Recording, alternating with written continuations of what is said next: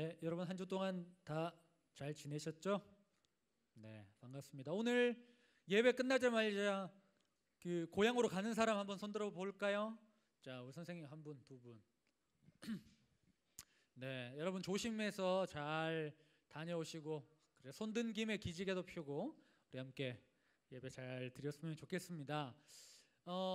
어제부터 어쩌면 이제 금요일부터 이제 그 연휴가 시작된 거죠. 그래서 TV나 이 인터넷을 보면 고향으로 가는 그 이야기를 때문에 그 목사님도 마음이 들떴다가 이렇게 잘 잡히지 않더라고요. 그런데 여러분 우리가 우리에게는 어쩌면 특별한 날, 좀 이렇게 마음이 이렇게 왔다리 갔다리 하는 그런 날이지만 그러나 오늘도 내일도 다음 주도 그 다음 주도 우리 주님은 우리 하나님의 예배 받으시기에 합당하신 분이심을 믿습니다. 그래서 우리가 오늘도 전심으로 주님을 예배하는 시간 되었으면 좋겠습니다. 2019년 벌써 한 달이 지나고 오늘은 두 번째 달의 첫 번째 주일입니다. 명절임에도 불구하고 이 자리에 예배 자리에 나오신 우리 귀한 여러분들을 축복합니다. 분명 이 자리에 나와 있지 않은 친구들도 고향에서 또 각자의 자리에서 분명히 그 가까운 교회에서 예배할 줄 믿습니다. 명절은 언제나 참 즐겁습니다. 뭐 여러 나라에 이 우리나라와 같은 명절들이 있지만 우리나라는 또 우리나라만의 독특한 문화가 있습니다. 먹고 이야기 나누고 놀고 그 제사라는 그 문화적인 어떤 것을 통해서 좀 이렇게 많이 변질을 냈지만 그 조상들을 생각하고 효에 대해서 생각하는 그런 참 전통은 너무나 좋은 것이라고 생각합니다. 근데 목사님은 어릴 때 의문이 있었어요. 우리 이 제사를 지내는 우리 그냥 삼촌뻘 되시는 큰 아버지, 작은 아버지 되시는 분들이 제사가 끝나기 무섭게 요즘에는 잘 없는데 색깔을 정확하게 무슨 색인지 모르겠는데 그 국방색 그러니까 뭐랄까요? 그 담요 같은 걸 펼쳐놓은 다음에 이렇게 여러 다양한 그림, 그 제가 알기로는 48장, 48장인가요? 그 48장짜리 그 그림 맞추기를 이렇게 하는 것을 보면서 이분들의 마음의 중심에는 제사가 있는가 아니면 이 그림 맞추기에 있는가 항상 의문이었어요. 그래서 내가 나중에 만약에 이 제사에 대해서 고민을 하게 된다면 과연 나는 어떻게 할까를 이렇게 많이 고민했던 것 같습니다. 목사님 여러분 아시는 것처럼 우리 중학교 1학년들은 모르겠지만 목사님 부모님들이 아직 교회를 다니지 않으십니다. 그리고 그렇게 많은 사람들이 제사를 지내는데 교회 다니는 사람이 한 명도 없는 거예요. 그런데 제가 나중에 알게 된 건데 교회 다니는 사람이 없지 않았어요. 우리 같은 교회 집사님이 계셨는데 나는 그 이순신 정신 있잖아요. 내가 교회를 다니는 것을 다른 친척들에게 알리지 마라 이런 정신으로 살아온 우리 그 삼촌뻘 되시는 분들이 분명히 집사님인데도 불구하고 그냥 아무렇지 않게 이렇게 이렇게 한잔 하시기도 하시고 그 절도 하시고 이렇게 그런 모습을 보면서 처음에는 괜찮았는데 목사님이 이제 한 17살쯤에 예수님을 인격적으로 영접하니까 부담스럽게 시작한 거예요. 그렇게 얘기하시더라고요. 그 절을 하면 우상 숭배다. 그리스도인들은 절을 하지 않습니다. 제사를 지내지 않습니다. 여러분들도 학교에 가서 집에 가서 가정에 가서 절대 절을 하지 마십시오. 이렇게 했어요. 그 목사님 여러분들이 목사님하고 같이 생활을 했기 때문에 알지만 목사님이 이렇게 대단히 담대한 사람입니까? 아니면 좀 이렇게 극심히 소심하고 트리플 A 같습니까? 목사님이 약간 소심하거든요. 그런데 더 놀라운 사실은 목사님이 포항이잖아요. 포항이 집인데 명절 아침이 되면 한 5군데를 돌아다니면서 제사를 지냈는데 그 5집안 모든 식구들이 같이 제사를 지내요. 그러면 아저씨들만, 그 당시 내가 어렸을 때 아저씨들만 그 뭐 이렇게 족보를 따지면 삼촌, 뭐 형님 뻘이지만 그 당시에 다 어른들, 아저씨만 한 40명 정도 됐고 애들 그 40명의 을라들만 봐도 남자들이 엄청 많았어요. 그런데 더 놀라운 사실은 뭐냐면 그 중에서 목사님이 제일 꼴찌였어요. 제일 어린 친구였단 말이죠. 그래서 이 제사를 지내면 이 40명이 앞에 다 서요. 그리고 이 쫄따구들이 뒤에 쫙 서거든요. 그러면 목사님은 맨 끝이기 때문에 자리가 없어. 그러면 항상 저를 위해서 우리 어머니가 내가 불쌍하니까 돗자리를 깔아주셨어요.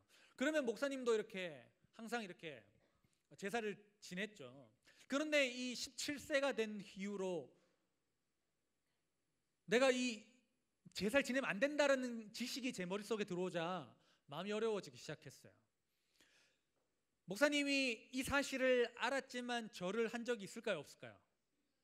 있어요. 목사님은 아주 소심한 사람이었고 이 막내였고 이 많은 어른만 40명이니까 한 6, 70명 됐단 말이에요. 이 상황 속에서 내가 어떻게 해야 될지를 잘 모르겠더라고요. 그러면서 어떻게 했냐면 내 몸은 이 몸은 내 몸이 아니다. 내 몸은 무릎을 꿇고 절을 하면서도 하나님 이건 절이 아니고 이건 절도 아니고 그냥 이거 잠깐 내가 허리가 아파서 허리를 숙입니다. 이런 식으로 자기 합리화를 하면서 이렇게 이건 내 눈 감고 이렇게 고개 숙이고 있는 건 절하고 있는 게 아니고요. 이게 뭐 그냥 고개 숙이고 있다. 이런 식으로 했습니다. 그런데 이 마음속에 죄책감이 더 커지기 시작했어요. 그랬을 때 목사님이 어떻게 했을까요? 저는 이 집안의 막내입니다. 하지만 저는 이제 제사를 지내지 않겠습니다! 라고 많은 상상을 하였지만 이게 잘 안 됐죠. 그래서 그 이듬해 제사 지낼 때 도망을 쳤습니다. 왜냐하면 목사님이 끝에였기 때문에 내 끝에 바로 옆에 있는 이 형 한 명만 잘 꼬시면 내가 여기 제사를 지내지 않고 도망갔다라는 사실을 알리지 마라 라고 말만 하면 아무 문제가 없었죠. 그 다음에 제사가 약간 간소해지기 시작했습니다. 친척들이 따로 지내자라는 이야기가 들었습니다. 그러면 우리 가족만 제사를 지내요. 그러면 어떻게 됩니까? 도망을 칠 수가 있을까요, 없을까요? 없어져 버렸어요. 제가 그래 마음이 너무 어려워서 어머니한테 얘기했습니다. 아버지한테 얘기하면 맞을 것 같고, 어머님 아시다시피 제가 교회를 다니고 있어서 나까이지 교회를 다니고 있기 때문에 제사를 지낼 수 없을 것 같습니다. 하니까 어머니께서 그러면 방에 숨어 있으라 라고 말씀하셨어요. 그 다음에는 숨어 있었습니다. 숨어 있었는데 자꾸 할머니가 저를 찾아요. 목사님의 할아버지께서는 목사님이 7살 때 돌아가셨어요. 목사님은 어떤 그림이 항상 머릿속에 남아있냐면 할아버지가 돌아가신 이후에 할머니께서 남자들이 제사를 지내니까 할머니 혼자 따로 상을 펼쳐놓고 이렇게 할아버지 생각하시면서 눈물을 흘리는 장면이 목사님 마음속에 기억나고, 또 목사님이 또 이렇게 또 마음이 이렇게 또 여리기 때문에 그 할머니의 그 눈물 흘리는 장면이 너무 떠올라서 이러면 안 되겠다 싶어서 그러면 제가 제사 지낼 때 뒤에 서 있겠습니다 이렇게 했어요.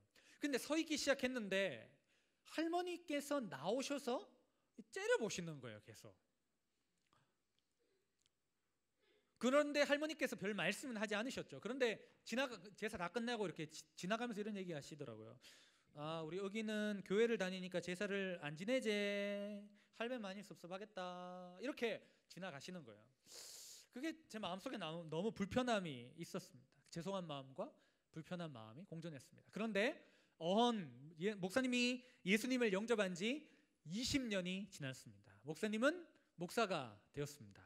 요즘에는 집에 제사를 지낼까요, 안 지낼까요? 제사를 지냅니다. 목사님은 여전히 뒤에 서 있습니다. 그런데 목사님이 여기 서 있으면 안 되신다고, 저 들어가시 계시다고. 목사님 이런데 이거 제사 지낸 음식이니까 이거 드시면 안 된다고. 나는 괜찮아, 난 먹어도 된다고. 이렇게 하는데도 불구하고 저보고 못 먹게 이렇게 하세요. 여러분, 선생님들 중에 좀 질문하고 싶은데, 선생님들 가정에 제사 지내시는 분들 계시죠? 그 선생님이 제사를 지낸다는 게 아니고 선생님들 가정에 안 믿는 집에는 제사를 지낼 수도 있죠. 그리고 여러분 혹시 여러분 주변에 학생들 말고 선생님 주변에 제사 지내는 것 때문에 음식하는 것 때문에 너무 힘드신 분, 나는 너무 제사 지내는 게 너무 좋다, 나 음식하는 거 너무 행복하다, 그런 분들이 많습니까? 아니면 너무 힘들다 이런 분들이 많습니까? 어쩌면 시대가 변했어요. 한 10년 전에 그 엄마가 불났다라는 그 드라마 이후로 엄마들이 이제 나는 맨날 밥 파고 설거지하고 빨래하는 사람이 아니다. 나는 더 이상 이렇게 못 산다. 제사 지내지 말자. 뭐 그냥 밥이나 먹고 이러면 되지. 뭘 제사냐. 여행 다니자. 이런 식으로 우리나라도 어떻게 됐죠? 약간 많이 바뀌었죠. 어쩌면 많은 넌 크리스찬들이 우리 크리스찬들을 향해 기대하고 있습니다. 제발 제사 안 지낼 수 있도록 여러분들의 믿음을 보여주십시오. 어쩌면 정말 우리가 믿음으로 제사 안 지냅니다 라고 하면 그분들이 훨씬 더 좋아할 수도 있어요. 그러면 진짜 그분들을 구원하는 거라니까요. 자, 미안합니다. 여러분 공감이 안 되는데 여러분 너무 젊어서. 자, 목사님이 여러 가지 이야기를 했습니다. 절을 할 때도 있었고요, 절을 하지 않을 때도 있었고, 뒤에 서 있을 때도 있었고, 여러 상황들이 있습니다. 그렇다면 여러분, 어떤 것이 그리스도인의 가장 올바른 모습일까요? 만약에 목사님이 이건 절이 아니다라고 어쩔 수 없이 이렇게 고개를 숙이지만 하나님 앞에 죄송한 마음을 품고 있을 그때가 진짜일까요? 아니면 뒤에 서 있는 게 진짜일까요? 뒤에 서 있는 거라고 우리는 생각할 수 있겠지만 저는 그렇게 생각합니다. 하나님은 우리의 무엇을 보시죠? 마음의 중심을 보십니다. 어쩌면 여러분, 우리가 눈에 보이는 행위를 가지고 우리는 판단할 수밖에 없지만 하나님이 우리의 중심을 보신다는 그것을 기억한다면 우리가 무엇이 더 잘됐고 나쁘고라는 것을 판단하기는 쉽지 않겠다라는 생각이 듭니다. 우상에 절하지 마라, 나 외에 다른 신을 섬기지 마라라는 그 10계명의 계명을 들은 이스라엘 백성들은 이런 문화적인 상황을 전혀 고민할 필요가 없는 하나님의 백성들이었지만 우리는 이 유교와 또 이 여러 우리나라의 전통과 문화 속에 있기 때문에 어쩌면 그 우상 숭배와 그 10계명의 그 당시 상황과 지금 우리의 상황을 똑같이 적용하는 것은 조금 문제가 있지 않는가 하는 생각을 해보게 됩니다. 어쩌면 오늘 우리가 말씀으로 읽었던 고린도전서 8장의 내용이 우리와 조금 더 우리의 상황과 더 맞는 것 같다라는 생각을 목사님이 해보게 됩니다. 사도 바울은 오늘 말씀을 통해서 이렇게 말합니다. 우상의 제물, 그러니까 우상에게 바쳐진 그 음식을 먹어야 되냐, 먹으면 안 되냐라는 이 문제로 인해서 골머리를 썩고 있는 고린도 교회를 향해 우리에게 말해주고 있습니다. 4절에 사도 바울이 이렇게 이야기합니다. 같이 읽어보겠습니다. 시작. 그러므로 우상의 제물을 먹는 일에 대하여는 우상은 세상에 아무것도 아니며 또한 하나님은 한 분밖에 없는 줄 아노라. 자, 우상의 제물, 이것은 아무것도 아니다. 왜냐하면 우리는 어떤 지식이 있냐, 어떤 믿음이 있냐, 하나님은 한 분밖에 없다. 예배 받으시고 찬양 받으실 분은 한 분밖에 없다. 우리가 여러분 생각해 보세요. 우리가 제사를 지낼 때 그런 거잖아요. 우리 할머니도 맨날 그런 얘기 하시고, 할배가 와가지고 먹고 간다. 그러니까 이거 제일 좋은 거 해야 된다. 이 봐라, 이거 약간 이렇게 이 수분이 날아가니까 약간이라도 이렇게 마를 거 아닙니까? 제사 처음 지낼 때와는 다르게. 그런데 이 봐라, 할아버지가 먹고 갔다, 이따 갔다, 이렇게 얘기하는데 사실 여러분 생각해 보면 우리가 그렇게 이야기하지만 사실 여러분 그 조상 신이, 미안합니다 여러분, 저는 그렇게 생각하지 않거든요. 우상은 아무것도 아니에요. 하나님이 이 모든 창조물은, 피조물은 하나님으로부터 왔어요. 그래서 어쩌면 우리가 하나님 한 분밖에 없다. 사도 바울이 가지고 있는 믿음은 그거예요. 나는 이런 거 신경 안 쓴다. 이거는 모든 것이 하나님으로부터 왔기 때문에 상관없는 것이다. 우리가 생각하는 우상이 우리는 우상이라고 하지만 그들은 힘도 없고 능력도 없고 아무것도 아니다라고 이야기하는 거죠. 이것이 사도 바울이 가지고 있는 지식인 거예요. 자, 그래서 사도 바울에게는 우상의 음식을 먹는 것 아무런 문제가 되지 않아요. 세상의 신이라고 불리는 많은 존재가 있지만 모든 신들이 신이라고 불리는 것들이 하나님으로부터 왔기 때문에 나는 상관이 없다. 이것이 사도 바울의 지식. 그래서 이 지식으로 말미암아 우상의 제물의 문제는 음식의 문제는 아무것도 아니다라는 것이죠. 그런데 이 지식이 있기 때문에 사도 바울은 자유로워요. 그래서 절을 할 수도 있고 안 할 수도 있고 먹어도 되고 안 먹어도 되고, 사도 바울은 그래요. 그런데 사도 바울이 오늘 중요한 말을 합니다. 목사님도 지식이 있기 때문에, 이 믿음이 있기 때문에 그때는 죄책감을 가졌지만, 물론 목사님이 절을 하거나 뭐 술을 마시거나 그렇게 하지 않습니다. 그러나 그 부분에 대해서 목사님도 마음은 자유롭습니다. 그러나 왜 그렇게 자유롭게 하지 않을까? 사도 바울은 오늘 말씀을 통해서 쭉 보면 9장에도 보면 이렇게 나와 있는데, 내가 이런 지식이 있지만 내 지식대로 자유롭게 하지 않는 이유는 누군가, 내가 진짜로 중요한 것은 한 영혼이기 때문이다. 한 영혼, 한 사람이 혹시나 나의 이 믿음, 나의 지식으로 말미암아 행한 행동을 보고 상처를 받거나 실족하거나, 이걸 보고 목사님도 하는데 뭐 사도 바울도 하는데 이런 식으로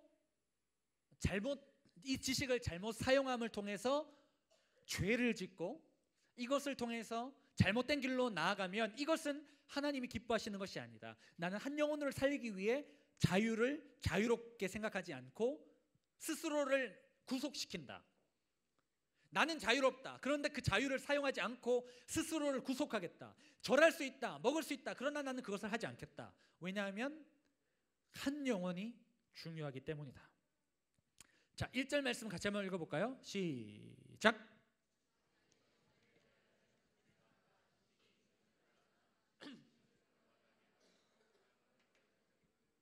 자, 지식은 어떻게 하죠?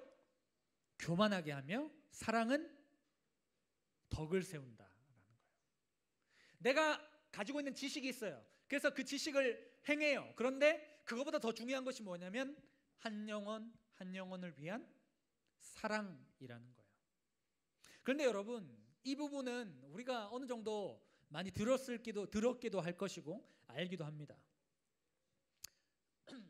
그런데 여러분, 문제가 뭘까요? 목사님이 이번 주 수요일 날 새벽기도 설교를 해요. 그래서 목사님이 이 명절을 제끼고 이제 호캉스를 하려고 이제 했는데, 설교를 준비하다가 바꿨습니다. 이제 가야 되겠다 싶어서 오늘 밤에 이제 포항으로 내려가는데, 여러분 그렇게 생각해 보세요. 제사를 지내요. 제사를 지내는 집이에요. 그런데 우리 집은 이제 사모님이니까 그 예수 믿는 며느리가 들어왔잖아요. 예수 믿는 며느리가 들어와서 시어머니한테 이렇게 얘기하는 거예요. 어머님, 지금 뭐 하는 짓입니까? 지금 제사, 이거 조상신 없어요. 뭐 할아버지 못 드세요. 그냥 우리 그냥 이렇게 그냥 빕스 같은 데 가서 이제 외식하시죠. 어머니 하지 마시고. 그리고 계속 이러시면 저 안 옵니다. 저 우상 숭배할 수 없습니다. 이렇게 와요. 그러다가 계속 어머니가 제사를 지내요. 그러니까 어떻게 합니까? 점점 안 오기 시작하는 거죠. 그래서 저희 집에 제사 되게 많거든요. 뭐 명절만 하는 게 아니라. 근데 생각해 보세요. 우상 숭배다 하고 뭐 오지도 않아요. 음식하는 거 돕지도 않아요. 그리고 와서 뭐 고생하셨다고 어깨를 주물러 드리지도 않아요. 그러면서 우상 숭배하면 안 된다. 이 지식으로만 충만해 있고, 우리 이제 형수님이 계신데 매 명절 때 와요. 그래 어머니 잘 도와드려요. 그리고 어머니 돈 많이 드시죠 하면서 이렇게 이렇게 돈도 막 찔러 드려요. 뭐 이렇게 하면서 어머니 오늘 우리 애가 아파가지고 요번에 한번 못 오겠습니다. 이렇게 얘기한다. 그러면 여러분들은 마음이 어디로 갈까요? 물론 돈으로 가겠지. 그래 우리 중학교 1학년 아주 사랑합니다. 그 돈 때문이 아니라 그 며느리와 그 가정의 그 하는 그 모습을 통해서 하는 것 아니겠습니까? 여러분, 만약에 믿지 않는 사람들이 봤을 때 저 사람 뭐 우상 숭배라고 제사는 안 지낸다고 하면서 그 사람들의, 우리 믿는 사람들의 태도와 모습과 성실함과 그 부모님과 가족과 친척과 이 모든 것을 대하는 태도가 전혀 결여되어 있다면, 과연 우리가 우상 숭배를 안 한다라는 것이 정말 하나님이 기뻐하시는 것인가를 돌아봐야 되지 않을까 하는 생각을 해보게 됩니다. 여러분이 가진 지식으로 너무 불편해하지 마세요. 그 지식보다 여러분들 안에 있는 한 영혼 한 영혼에 대한 예수님께서 우리에게 주신 진짜 참 사랑, 하나님을 사랑하는 것처럼 이웃을 사랑하라는 그 가장 큰 계명을 성실하게 감당하는 명절이 되었으면 좋겠습니다. 목사님의 가지고 있는 그 목사라는 그 이름은 어쩌면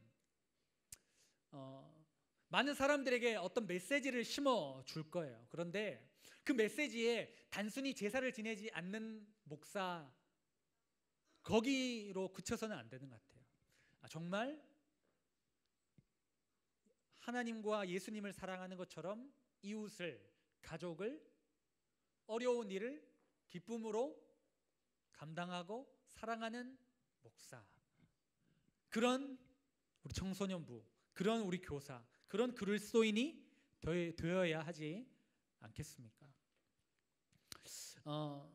우리에게 수많은 지식들이 있습니다. 그런데 그 지식으로 사람을 변화시키기는 어렵더라고요. 우리가 하나님은 지식입니다 이렇게 얘기하지 않죠. 하나님은 사랑입니다 라고 우리는 그렇게 이야기합니다. 이번 명절 정말 여러분 그 가정에서 단순히 나는 그리스도인입니다, 나는 예수를 믿습니다, 나는 제사를 지내지 않습니다가 아니라 여러분들의 그냥 자체가 하나님의 사람입니다, 하나님은 사랑입니다, 하나님은 나를 통해 사랑을 드러내기를 원하십니다. 그 마음을 가지고 한 사람 한 사람 만나고 사랑하고 섬기는 여러분들이 되었으면 좋겠습니다. 결국 진심은 통한다라고 믿습니다. 하나님을 향한 그 진심이 서로 사랑함을 통해서 드러나며, 그 서로 사랑함과 섬김을 통해서 드러나며, 그 섬김을 통해 많은 사람들이 결국 예수를 믿을 거라고 믿습니다. 목사님은 이번에 또 가서, 어쩌면 목사님이 또 이번에 간다고 해서 부모님이 갑자기 내가 회개하고 교회를 가마라고 얘기하지는 않으실 겁니다. 어쩌면 목사님의 믿음 없는 이야기일 수도 있지만, 그러나 하나님께서 일하고 계신다고 믿습니다. 하나님은 사람을 통해서 일하시는데, 지금 우리가 단순히 그곳에 가는 것, 그리고 그곳에서 한마디 하는 것, 그 모든 것을 통해서 하나님은 일하실 줄 믿습니다. 우리는 하나님의 통로입니다. 여러분, 사랑의 통로, 섬김의 통로, 축복의 통로로 이 명절에 쓰임받을 수 있는 여러분들이 되기를 간절히 소원합니다. 아멘.